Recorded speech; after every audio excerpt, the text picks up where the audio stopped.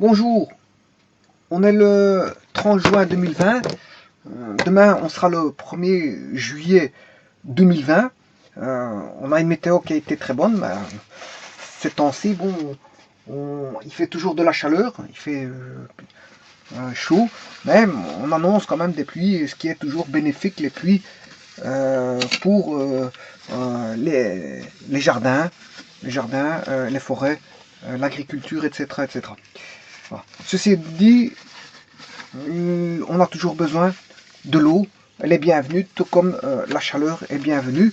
Et les plantes ont besoin de chaleur et d'eau, donc tout le monde est content. Bien sûr, il n'y a pas que les plantes, tout être humain a besoin d'eau et de chaleur, donc on a ce qu'il faut, il n'y a pas de problème. Pas trop de chaleur et on n'est pas inondé, c'est le principal. Voilà, ici je vous présente ici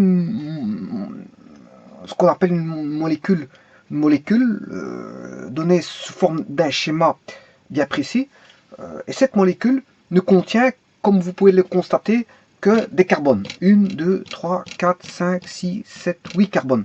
Elle contient uniquement des carbones et elle contient uniquement aussi des hydrogènes. Donc elle contient uniquement des carbones et des hydrogènes. Vous voyez ici, on a 3 hydrogènes, un hydrogène, 2 hydrogènes, 2 hydrogènes, 3 hydrogènes, 3 hydrogènes, 3 hydrogènes. Donc cette formule, ce schéma, qui est une formule chimique, qu'on appelle formule chimique, en fait qui est tout simplement une molécule mise dans un plan, hein. C'est une molécule représentée dans un plan. C'est une molécule voilà, qui est donnée dans un plan. Voilà. Et on ne spécifie pas les angles, on s'en fout des angles. Il suffit juste de représenter la molécule sans les angles donnés. Bon, les angles ne sont pas connus ici, hein. Bon, c'est pour ça qu'on dessine par des perpendiculaires. J'aurais pu dessiner le CH3 comme ceci. J'aurais pu faire ceci. CH3, CH3, CH. Pourquoi pas? Pourquoi pas? Voilà, avec les liaisons qui sont ici, d'électron à électron, d'électron à électron.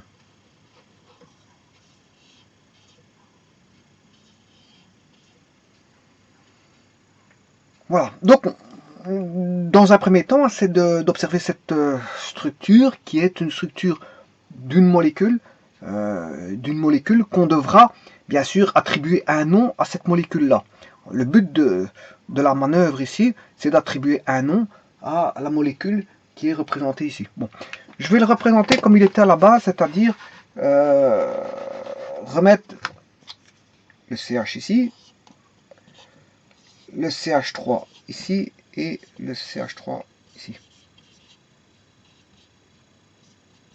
Voilà. Donc je disais que cette molécule, cette structure moléculaire est composée uniquement de carbone et d'hydrogène. Et donc on est bien dans le cadre du domaine de la chimie organique. Pourquoi? Parce que la chimie organique traite justement les molécules qui sont composées de carbone, d'hydrogène, d'oxygène et d'azote, et accessoirement d'autres types de molécules en association avec du carbone et de l'hydrogène, parfois de l'oxygène et parfois de l'azote. Donc on est bien ici on a bien une structure moléculaire du domaine de la chimie organique, parce que composée essentiellement de carbone et d'hydrogène.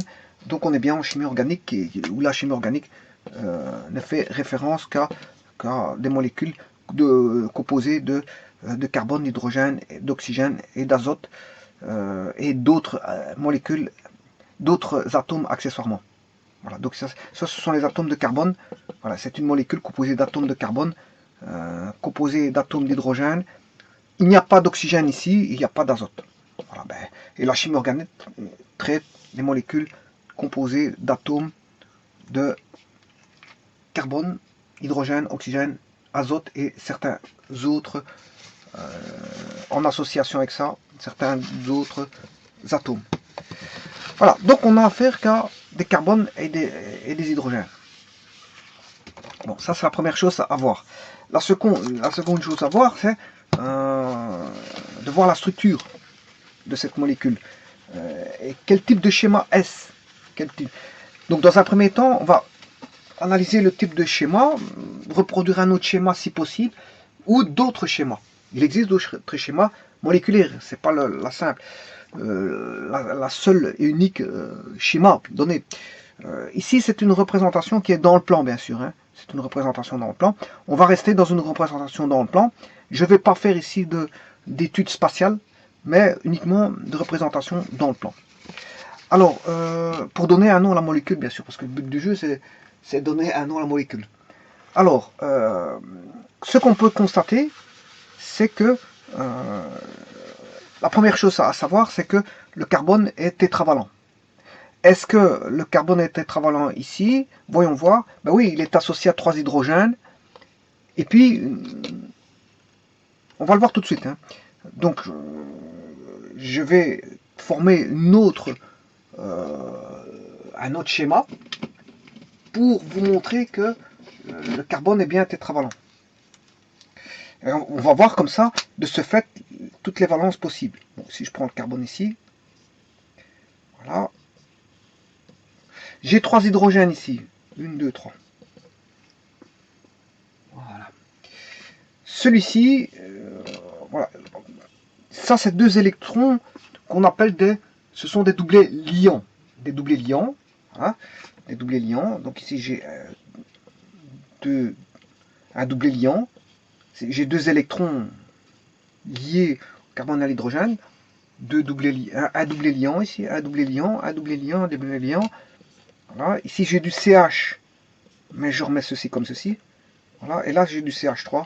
Ben, je vais faire ceci. Voilà. Ensuite, j'en reviens à celui-là. J'ai du CH comme ceci. Ouais, et pour ça, je dois rétrécir celui-ci pour ne pas... Donc ici, j'ai bien un doublé liant, un doublé liant, un doublé liant, un doublé liant, un doublé liant, un doublé liant, un doublé liant.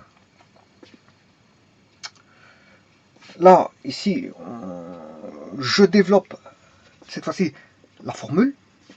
Hein, comme je dis, je développe. Celle-ci,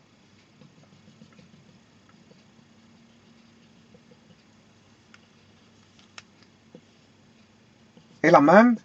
C'est 2 mêmes molécules, hein, mais représentées sous forme différente, sous forme de schéma différente. Voilà. Alors, celui-ci, j'ai dit que là, on a le doublé liant entre CH3. CH3, il est ici. Hein.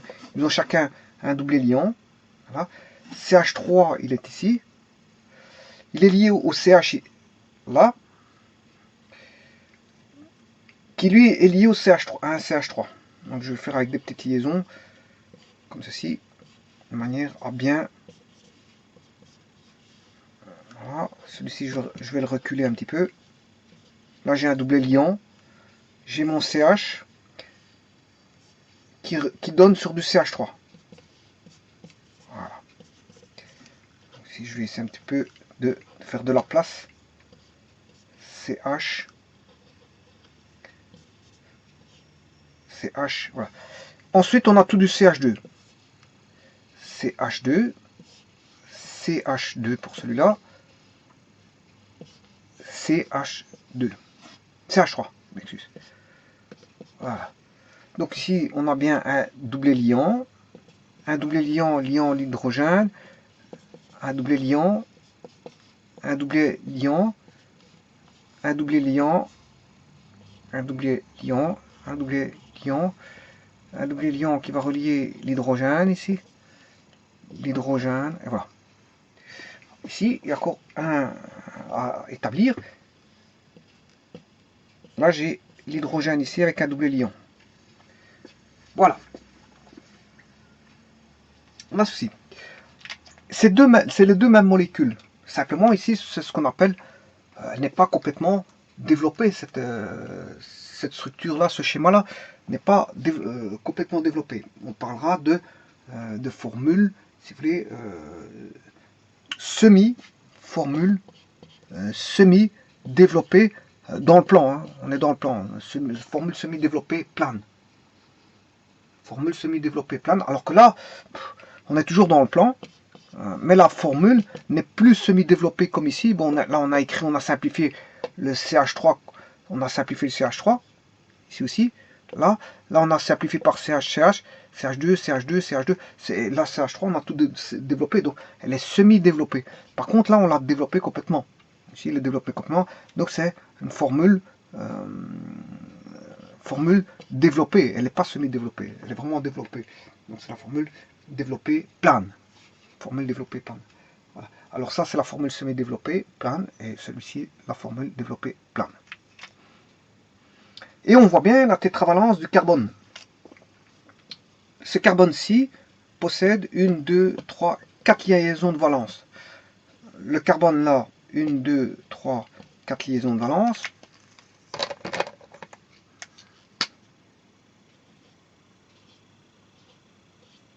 Ce carbone-ci possède 4 liaisons de valence. 1, 2, 3, 4. Ce carbone-là, 1, 2, 3, 4. Ce carbone-là, 1, 2, 3, 4. Ce carbone-là, 1, 2, 3, 4. Ce carbone-ci, 1, 2, 3, 4. Ce carbone-là, 1, 2, 3, 4. Voilà, donc ils sont tous les carbones sont tétravalents. Ce que vous pouvez constater aussi, c'est que tous les hydrogènes sont monovalents. Valence ici, 1, 1, 1, 1, 1. Ici, j'ai oublié de mettre un H, je vais le mettre tout de suite.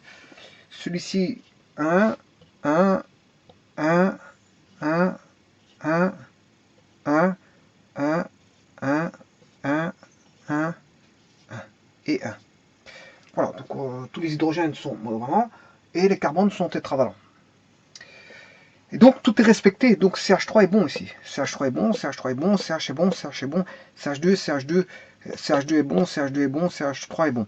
Alors ce qui veut dire ici CH2, ben, n'a droit que 2 liens de valence. CH2 n'a droit qu'à 2 liens de valence, CH n'a droit qu'à 3 liens de valence, et un C tout court allié a droit à 4 liens de valence. Voilà. Alors, de ce point de vue-là, on parlera justement de carbone primaire, secondaire, tertiaire et quaternaire. Comment fait-on la règle pour trouver si c'est primaire, secondaire ou quaternaire? Vous faites ça par une règle tout simplement de complément, une règle de complément. Il suffit de voir par exemple ici, vous avez 3 hydrogènes, eh bien la valence c'est 4 du carbone, mais vous faites 4 moins 3, 4 moins 3 c'est qui fait 1, eh bien là le CH3 est un carbone primaire. C'est-à-dire qu'un carbone primaire, c'est tout carbone porteur de 3 hydrogènes et lié par sa 4e valence à un autre atome de carbone.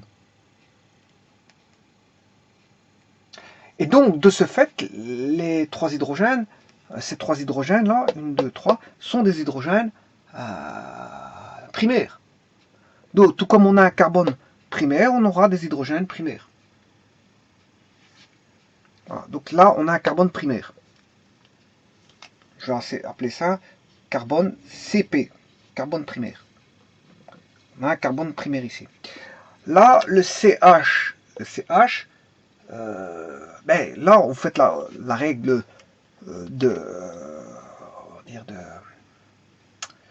du complément à 4. Pourquoi 4? Parce que le carbone est tétravalent. Comme il possède un seul hydrogène, eh bien, CH, il n'a qu'un seul hydrogène. Vous faites 4 moins 1, ce qui fait 3. Mais 3, c'est un carbone tertiaire. Donc on a ici affaire à un carbone tertiaire, CT. Carbone primaire, carbone tertiaire. De nouveau ici un carbone tertiaire. Alors qu'est-ce qu'un carbone tertiaire? Ben, c'est un carbone, c'est tout carbone porteur d'un hydrogène, c'est bien le cas ici, d'un hydrogène, et lié par ces 3 valences restantes à des atomes de carbone. Voilà. Car on a un carbone d'hydrogène et ces 3 valences restantes, là ils sont liés ce carbone-ci est relié à carbone-là, ce carbone-là est relié à ce carbone-là, et ce carbone-là. Donc, celui-ci va être relié à 3 carbones restants. Voilà. À 3 carbones. 1, 2, 3. Et il n'y a qu'un seul hydrogène. Donc, on a un carbone tertiaire. Et de ce fait, bon, l'hydrogène ici, là, est un hydrogène tertiaire.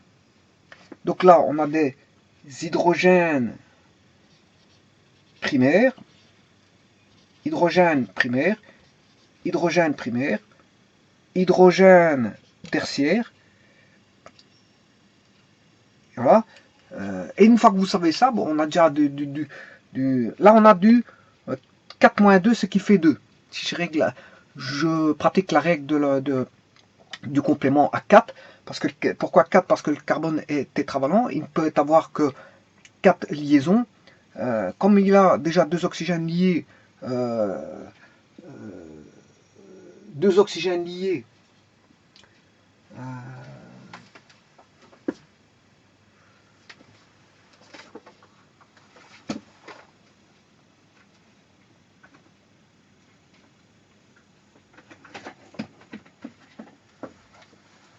je disais, donc comme il a la tétravalence est 4, vous faites 4, il a 2 hydrogènes liés au carbone, vous faites 4-2, ce qui fait 2.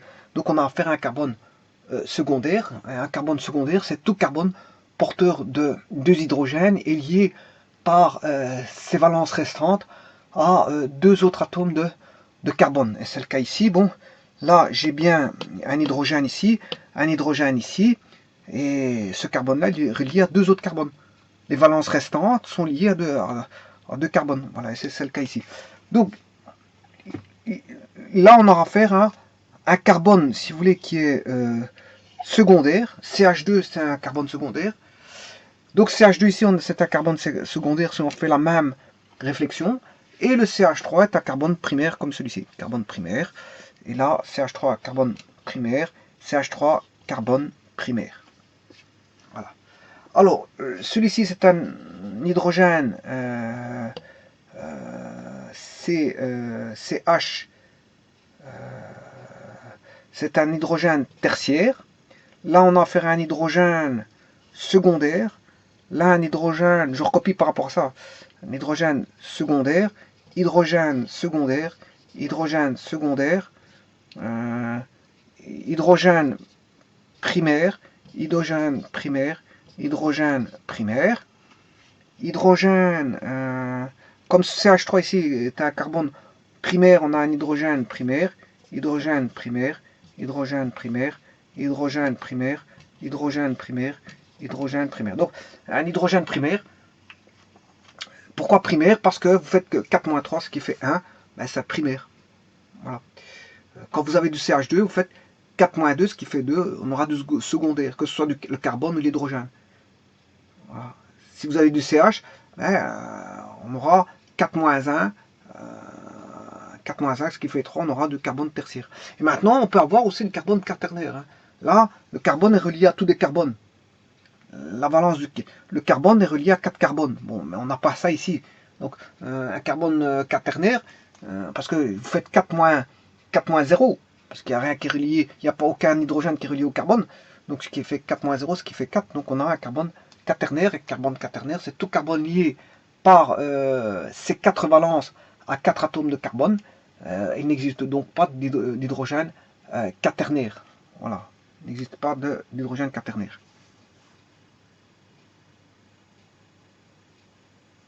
Voilà, donc ceci étant dit, on a 2 schémas. Le schéma FSDP ou le schéma FDP, formule semi-développée plane, formule développée plane. Donc c'est 2 façons de voir les choses. Alors, rappelez-vous que l'exercice ici, c'est un exercice de nomenclature, c'est de dénommer la structure moléculaire qui était à la base ici, celle-ci, en formule semi-développée plane, qui a été mise en formule développée plane. Alors, pour ça, on va regarder la chaîne la plus longue. Quelle est la chaîne la plus longue? Parce que la nomenclature a besoin de savoir quelle est la chaîne la plus longue. Ici, la chaîne la plus longue, c'est sûrement pas CH3, CH, CH3, c'est pas celle-ci. Parce que là, il contient, quand je dis chaîne plus longue, ça doit être la chaîne, ce qu'on appelle la chaîne mère, c'est-à-dire qu'il contient le plus de carbone. Ici, j'en ai 1, 2, 3, c'est pas la chaîne la plus longue. 1, 2, 3, 4, c'est pas la chaîne la plus longue. Hein. C'est pas celle-ci la chaîne la plus longue. Hein. Là, j'en ai 1, 2, 3, là, j'en ai 1, 2, 3, 4, et là, j'en ai 1, 2, 3, 4, 5, 6. Là, la chaîne la plus longue, elle est là.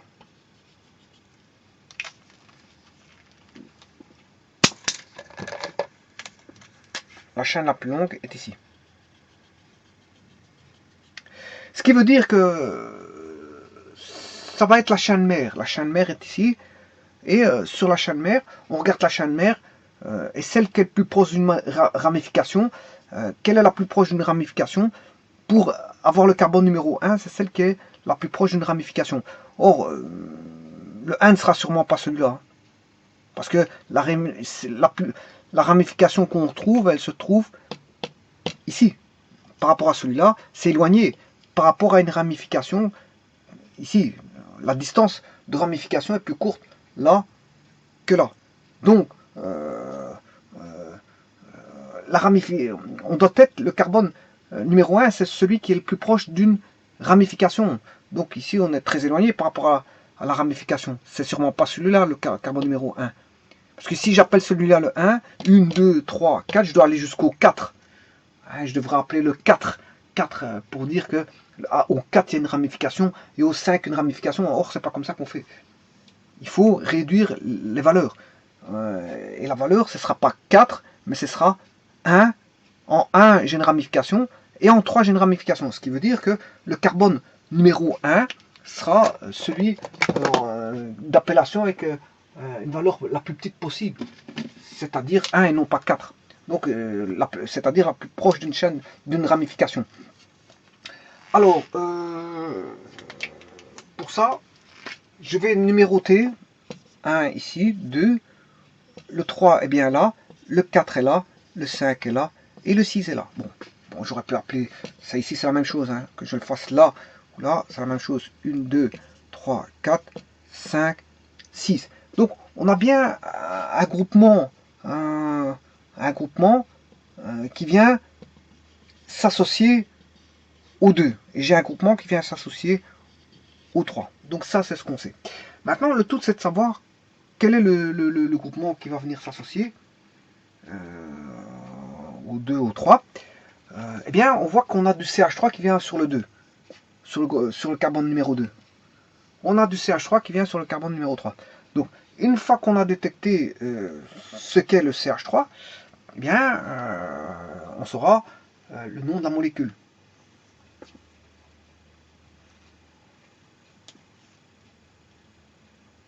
Alors, tout d'abord, on est bien en chimie organique. Hein, bien en chimie organique. On va établir ce qu'on appelle une formule brute. Une formule brute, que je vais écrire ici.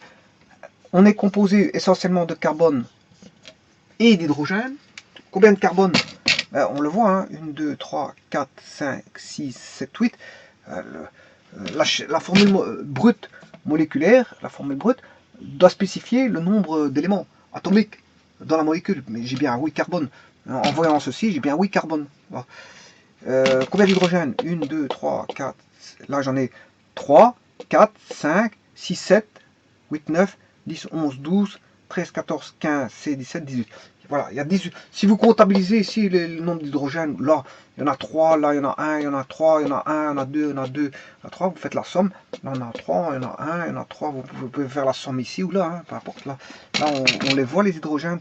Là, bon, on les voit aussi, mais bon, là, c'est sous forme semi-développée. Mais là, on a tout développé, les liaisons. Les liaisons sont développées. Toutes les liaisons sont développées. Donc, on a bien 18 hydrogènes. Alors, est-ce que c'est un sucre? Ben non. C'est pas un sucre.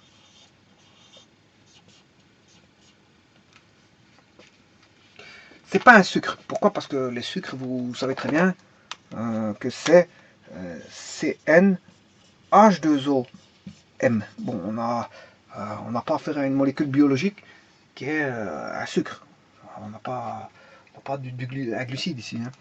On a du carbone et d'hydrogène. Carbone et hydrogène, c'est purement de la chimie organique, c'est-à-dire la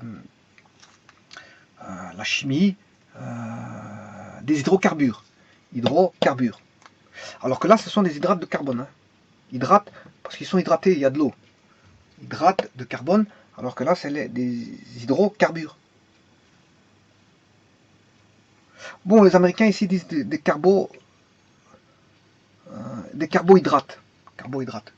Ou, bon, ceux qui ils font de la, comment on a, les diététiciens, ils appellent ça des hydrates de carbone. Voilà. Ce qu'on appelle des glucides, bien sûr. Là, on va faire des glucides, mais on n'a pas là. On n'a pas ça ici parce qu'on n'a pas d'oxygène. Pas d'oxygène. Donc, on n'a pas affaire à un sucre. Voilà, c'est déjà ça. On n'a pas affaire à un glucide. Alors maintenant, bien, voyons voir qu'est-ce qu'on a. Voyons voir qu'est-ce qu'on a. Eh bien, ça répond à une formule mathématique où on a CnH2, on a 8 fois 2, 16, plus 2. Voilà. Et ça, c'est ce qu'on appelle un alcane. Un alcane, c'est-à-dire qu'un alcane, c'est une formule moléculaire constituée, si vous voulez, de carbone, uniquement de carbone et d'hydrogène, tout simplement à simple liaison. Il n'y a que des simples liaisons.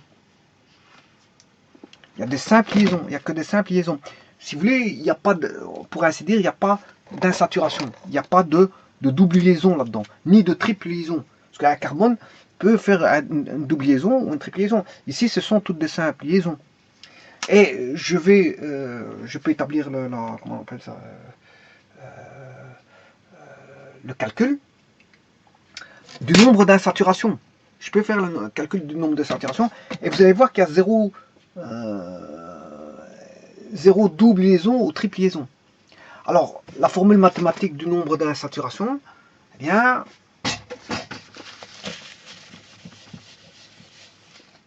donc le nombre d'insaturations qu'on appelle N,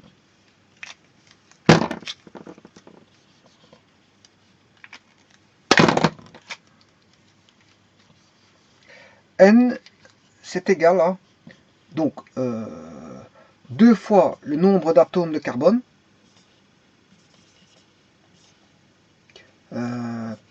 plus 2 moins le nombre d'hydrogène, de tout divisé par 2.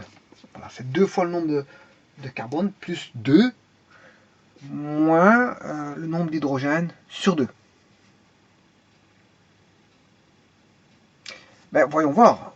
8 fois 2, ce qui fait 16, plus 2, ce qui fait 18,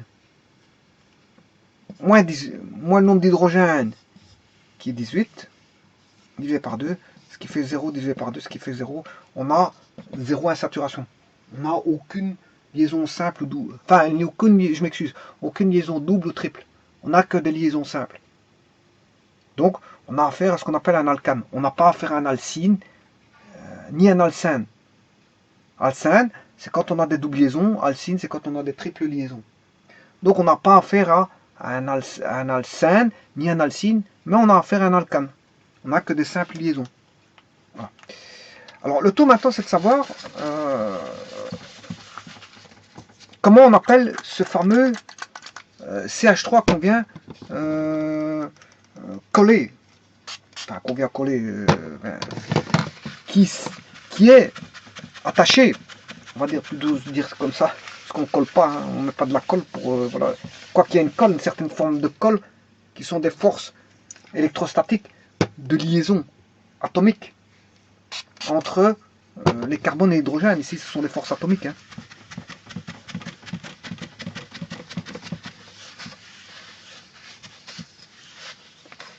Voilà, ce sont des forces atomiques.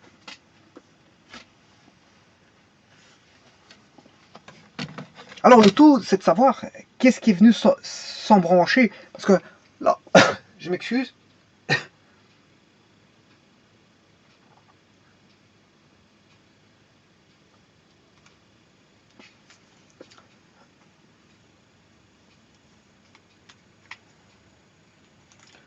Bon, que nous dit la formule brute?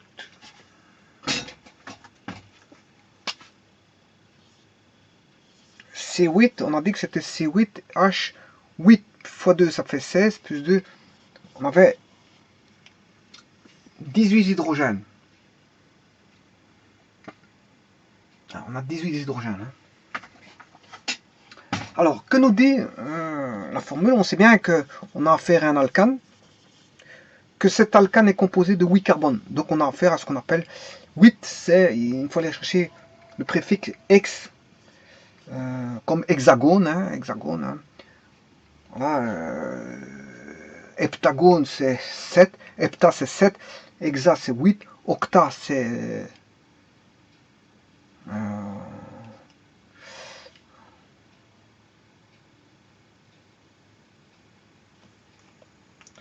Non, je m'excuse, ici... Non, c'est pas comme ça qu'on fait, je m'excuse. C'est un alcane, oui. Mais la chaîne mère... Il faut regarder la chaîne mère. Il faut regarder la chaîne mère. 1, 2, 3, 4, 5. La chaîne mère fait 6 carbones, pour lequel vient se rattacher deux autres carbones. Voilà. Mais ces carbones-là sont des structures CH3. Donc, il faut connaître la structure de la chaîne mère. La chaîne mère, c'est 1, 2, 3, 4, 5, 6. Donc, 6, c'est bien un hexane. C'est un hexane. Parce que, parce que c'est 8, c'est 8, c'est octe. Octe. Dans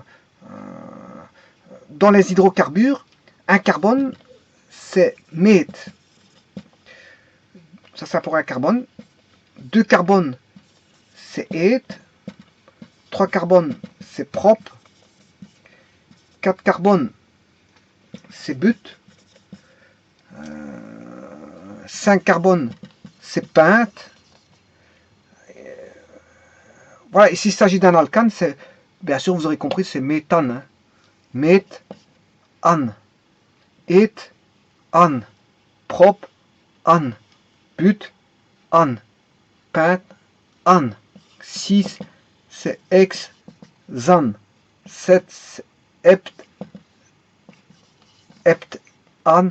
8, c'est octane. Et puis 9, nonane, et ainsi de suite. On peut continuer et trouver voilà, octane, octe. Et s'il s'agit d'un alcane, c'est octane. Bon.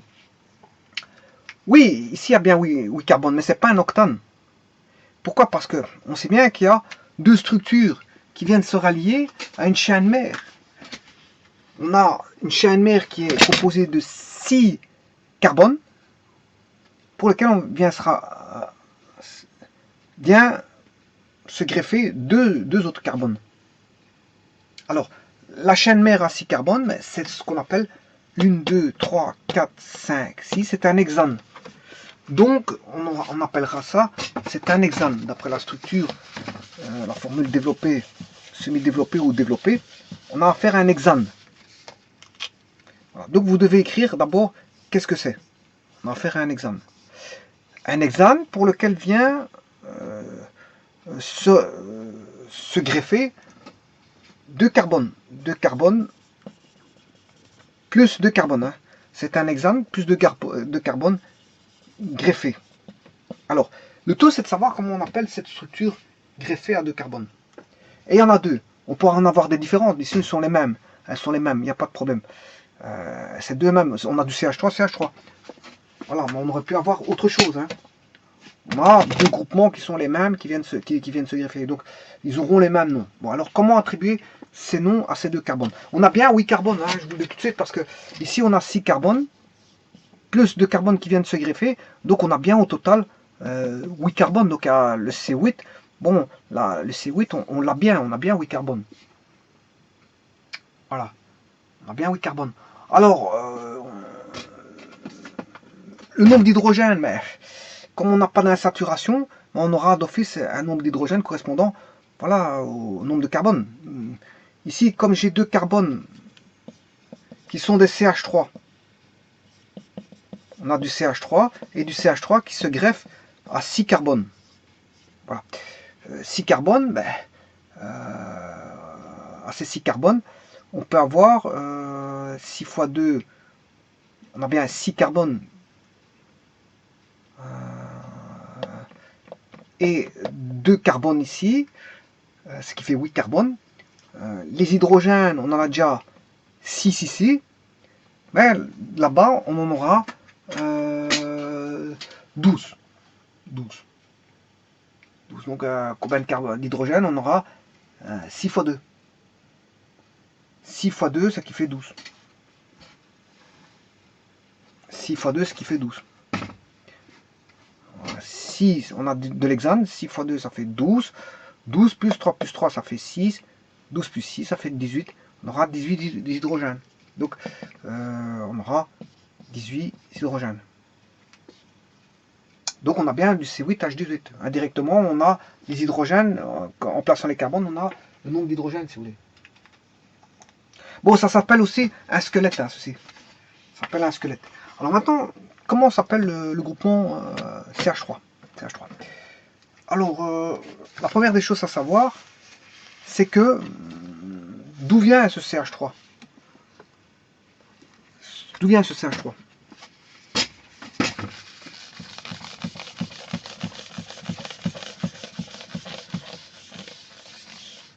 Bien, CH3 provient de CH4.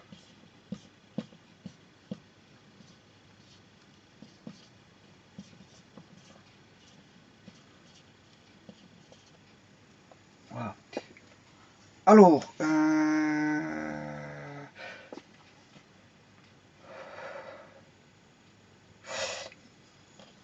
je vous rappelle ici, qu'est-ce que c'est ceci? Ben, c'est la liaison électronique entre des électrons qui s'attirent et qui forment une liaison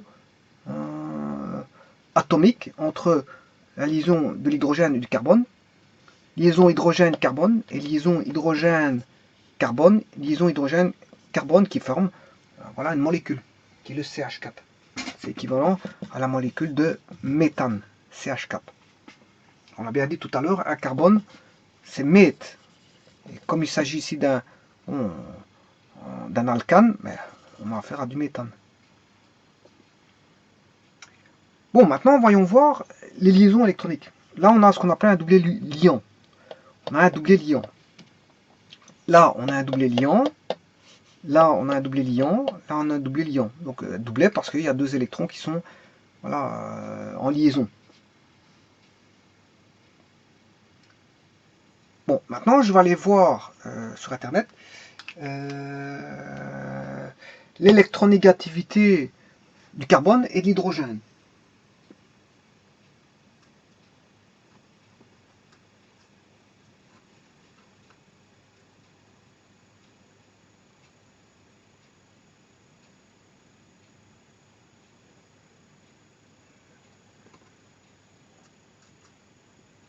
Voilà. L'électronégativité du carbone, c'est 2,55. 2,55. Et là, l'hydrogène, c'est 2,2. Bien sûr, 2,2 ici.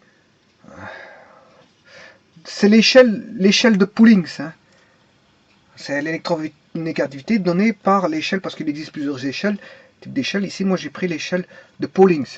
Pauling, bon, voilà, c'est une échelle d'électronégativité qui décrit l'attraction des, voilà, la tendance attractive de certains atomes par rapport à d'autres. Attractive des atomes. La tendance attractive des atomes.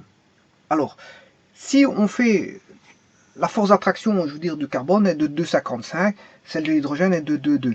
Si on fait la différence d'électronégativité, on se rend compte que quelle est la différence qui va s'établir dans l'attraction, ben, vous faites 2,55 moins 2,2, ce qui fait, on a 0,3. 0,3. Donc ce qu'on appelle le delta chi. Delta chi, c'est la différence d'électronégativité. Delta chi fait 0,3. Bon. Alors, on a des courbes. Voilà, qui représentent caractère ionique et qui permet de dire si on a une liaison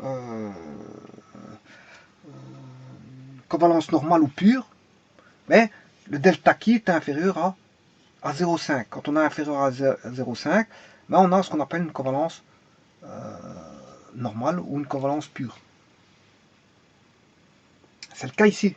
Puisqu'on a 0,3, on est inférieur à 0,5, on a une covalence normale ou pure.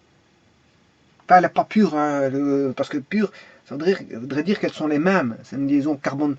Voilà, c'est une liaison qui est la même, mais bon, on va dire plutôt covalence normale. Une liaison covalence pure, c'est quand on a un delta qui vaut 0. Là, elle est pure. Voilà, elle est vraiment pure. Mais une covalence normale, bon, c'est entre au-delà de 0 et 0,5, parce que 0, c'est vraiment une covalence pure. Alors, on a, si on est entre 0,5 et 1,7, là, on a ce qu'on appelle une covalence polarisée. La covalence est polarisée. Et vous aurez compris qu'au-delà de ça, on a une forte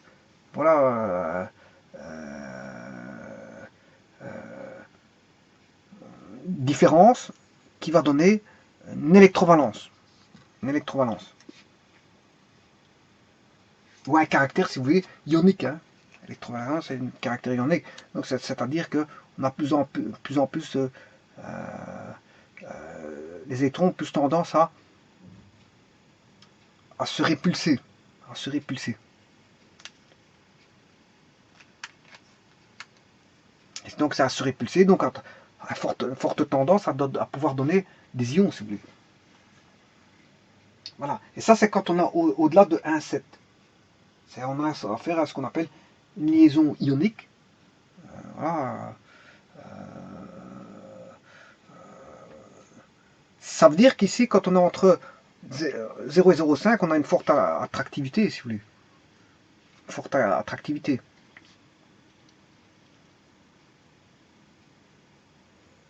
Et que la répulsivité est beaucoup plus... Et quand on a une électrovalence, on a une grande répulsivité.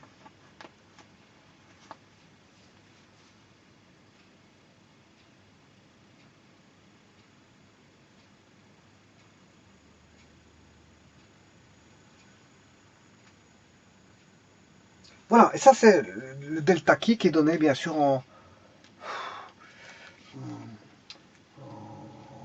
électron-volt. Delta qui en électron-volt. Voilà, sur l'échelle de Pauling, bon, qui donne le caractère ionique. Voilà, et donc ici on a affaire à justement delta qui est inférieur à 0,5, on a affaire à une covalence normale. Covalence normale. Donc chaque liaison ici est une covalence normale. Entre le carbone ici et l'hydrogène, on a une covalence normale. Entre le carbone et l'hydrogène ici, on a une covalence normale.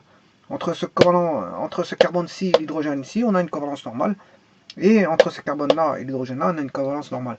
Donc on a, on va dire, cette molécule-là, on va dire, on a une symétrie, on va dire, d'attraction, symétrie d'attraction. Parce que on a de l'hydrogène partout, donc là, plus ou moins la même. Ouais, je vous rappelle que le méthane, si vous voulez, au niveau spatial, ça se met dans un tétraèdre. Hein. Voilà, on a le carbone qui est au centre. Là, c'est devant le plan. Voilà, là, on est derrière.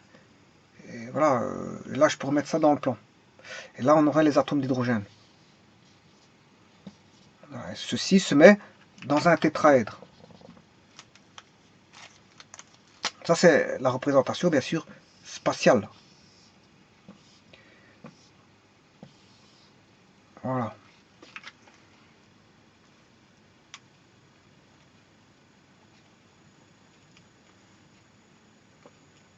Alors, à partir de là, vous pouvez avoir ce qu'on appelle le modèle éclaté. Le modèle éclaté, c'est de mettre le carbone, l'atome de carbone ici, la liaison comme ceci, et l'atome d'hydrogène là. L'atome d'hydrogène ici, l'atome d'hydrogène là, l'atome d'hydrogène là, et d'aller chercher chacune de ces liaisons par rapport au carbone. Là, j'aurai j'ai l'atome, parce qu'il existe aussi le modèle compact. Hein. Le modèle compact, il faut prendre, c'est une plus grande boule, et les hydrogènes sont vraiment presque adossés à la grosse boule du carbone. Bon, mais ici, c'est le modèle éclaté. Voilà, je peux faire un modèle. Vous pouvez faire représenter avec des mots. Ne fût-ce qu'avec mes marqueurs, je peux le faire. Hein. Je peux faire ceci. Voilà, un modèle éclaté. Bien sûr, il faudrait des petites boules. Des petites boules. Et alors, il y a des angles qui font 109 et des degrés. Enfin, je ne me rappelle plus. Voilà, au niveau des angles.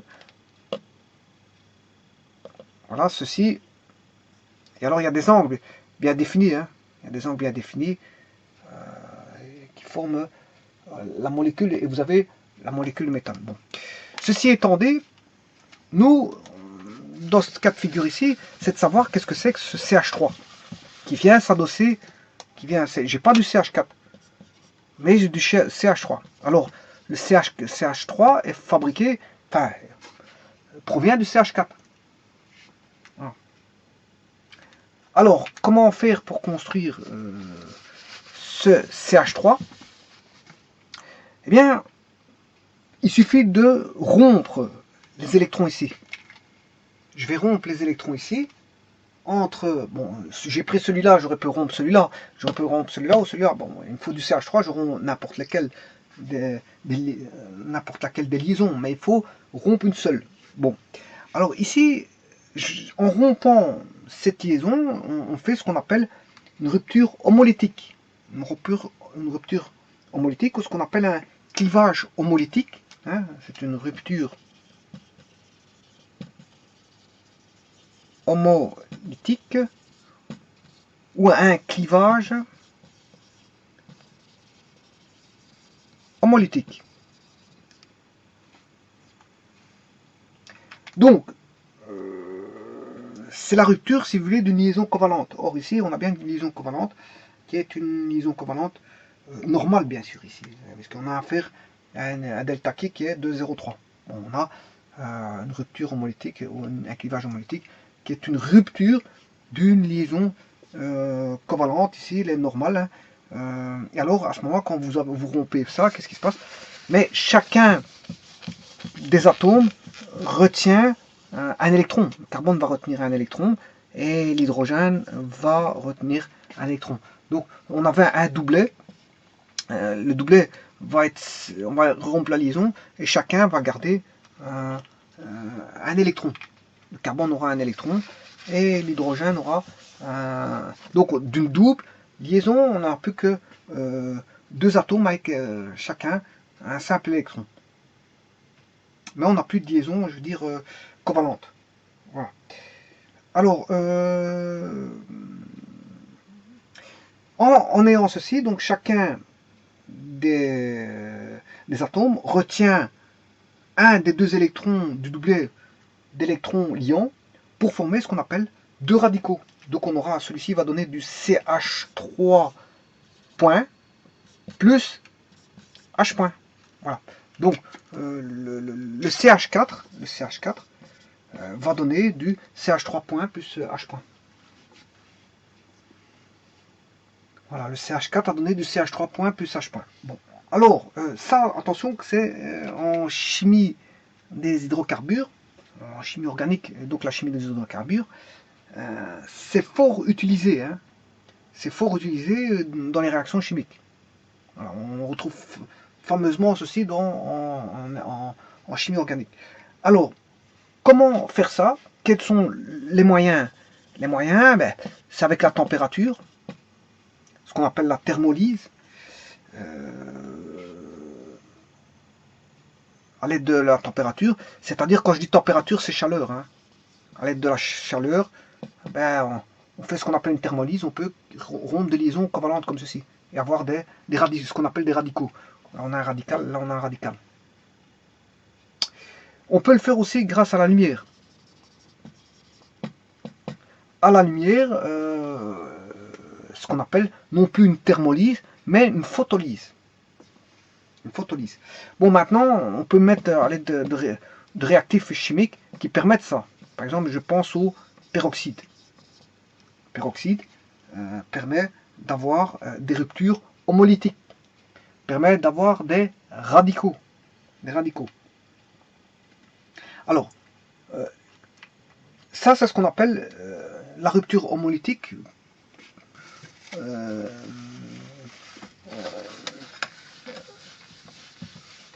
La réaction qui permet d'avoir ceci ici, c'est ce qu'on appelle réaction, c'est une homolyse. L'homolyse peut se faire par la thermolyse, la photolyse, et bien sûr par des réactifs chimiques tels que le peroxyde. Par exemple. Alors, l'homolyse, ces réactions radicalaires, enfin, ces réactions de rupture homolytique, on les retrouve en chimie organique, dans la chimie des hydrocarbures, dans beaucoup de réactions chimiques. Je pense aux réactions d'halogénation radicalaire, je pense aux alkylations, je pense à tout ce qui est chimie des polymères, etc. etc. Voilà. Donc, c'est ce qu'on appelle un radical. Le CH3 est un radical.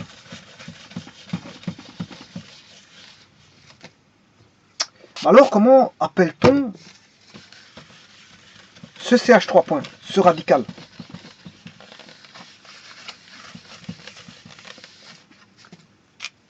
Ce CH3 s'appelle tout simplement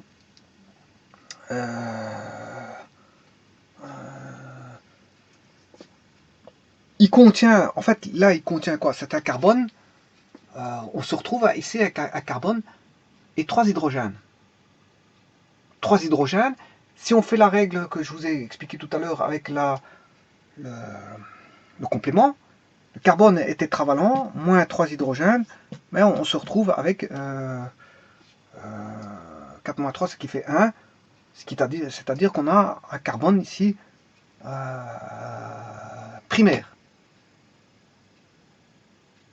Voilà, on a un carbone primaire. Effectivement, CH3 est un carbone primaire. CH3 est un carbone primaire. CH3 est un carbone primaire. Et donc les hydrogènes sont des hydrogènes primaires. Voilà.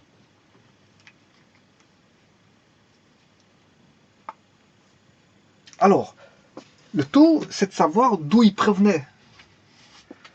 Le CH3 provenait du CH4. Voilà, et par rupture homolytique, on a du CH3 plus H. Donc ici, on a ce qu'on appelle non pas un méthane, mais un radical. Un radical provenant du méthane. Donc c'est ce qu'on appelle un radical. Bon, les radicaux s'appellent généralement par voilà, un suffixe il. Mais comme il provient du métal, c'est du méthyle. C'est le radical méthyle. CH3, c'est le radical méthyle. Voilà. Ceci étant dit, on sait bien qu'on a affaire à un radical méthyle. On a affaire à un radical méthyle. Eh bien, le problème, c'est qu'on n'a pas qu'un seul radical, puisque sur le carbone numéro 2, j'ai un radical méthyle, et sur le radical 3, j'ai un radical méthyle. Sachant qu'on a la chaîne mère, c'est du 1, 2, 3, 4, 5, 6. On a bien de l'hexane avec combien de radicaux méthyle? 2, on en a 2. Placés sur le 2 et le 3. Donc on aura du méthyle et du méthyle, ce qui veut dire qu'on a 2 méthyles. Un méthyle, ce qui fait 2 méthyles. On parlera de diméthyle. Alors le diméthyle, on sait bien qu'on a 2 méthyles, puisque c'est de diméthyle, placé où? Au carbone numéro 2 et 3 de la chaîne mère. Donc, mais maintenant, pour l'écriture, c'est d'abord de savoir où se trouve. C'est la règle l'UIPAC de l'UIPAC qui dit ça. Voilà, c'est les règles de l'UIPAC qui dit qu'il faut d'abord mettre où il se trouve. Mais il se trouve en 2, 3. En 2, 3, on retrouve du diméthyle. Bon, j'aurais pu écrire 2 méthyle, virgule 3 méthyle, voilà, hexane. Bon, mais on n'écrit pas ceci comme ceci. Hein. Bon, on simplifie. On a un méthyle, ça fait du... On a 2 méthyles, on parle diméthyle. Il se situe où? Mais au carbone numéro 2 et 3 de la chaîne mère qui est un hexane.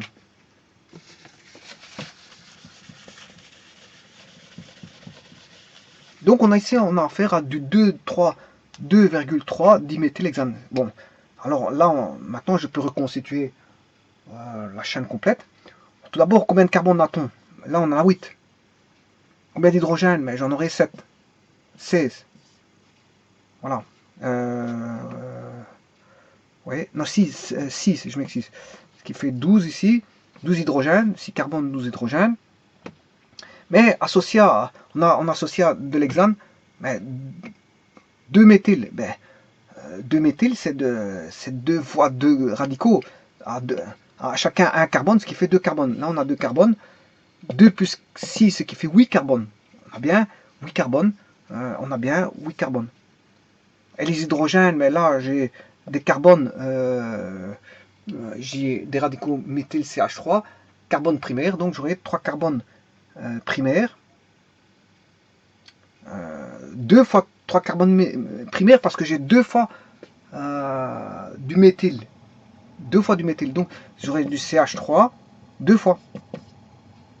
Donc j'aurai 2 carbones et j'aurai 6 hydrogènes, si vous voulez. J'ai 2 carbones, chacun est un carbone primaire, et j'ai 6 hydrogènes, chacun sont des hydrogènes primaires. Donc ce qui fait bien, mon compte est bon, puisqu'en fait on a bien 6 carbones de l'hexane, 2 carbones du diméthyle, ce qui fait 8 carbones au total.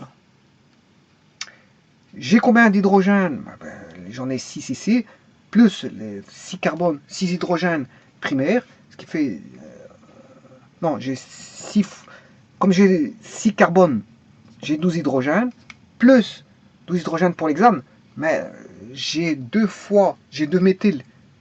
Et dans ces 2 méthyles, j'ai chaque fois 3 hydrogènes primaires. Donc 2 fois 3, ce qui fait 6, 12 plus 6, ce qui fait 18 hydrogènes. Voilà. Donc là, j'ai reconstitué ma formule brute. Maintenant, recréons le squelette rapidement. J'ai de l'hexane. 1, 2, 3, 4, 5, 6. Voilà. Je vais compter le carbone numéro 1, c'est celui-ci. Donc la ramification se fera sur le 2. Voilà, qui est j'ai du méthyle, CH3. CH3 sur le 2 et sur le 3. Voilà. Et puis tout le restant. Voilà. Et je complète. Ici pour le 1, je vais mettre du CH3. Là, on a 1, 2, 3 CH. CH, il est tétravalent. Donc il y a 3 liaisons, je peux mettre plus qu'une seule liaison. Là, 1, 2, je peux encore en mettre 2. Là, 1, 2, je peux encore en mettre 2. Et voilà, et celui-ci, il est libre en extrémité. Je peux en mettre 3 parce qu'il n'y a qu'une seule liaison, ce qui fait 4. Voilà, et donc je viens de reconstituer tout simplement inversement. Alors ici c'est plutôt le 1, ici le 2, le 3, le 4, le 5, le 6. Voilà, je viens de reconstituer le 2,3 diméthylhexane.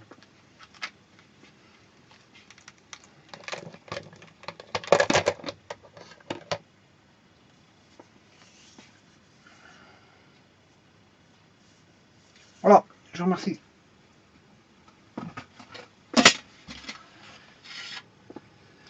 CH3, CH, CH3, CH, CH3, CH2, CH2, CH3. Je vous remercie.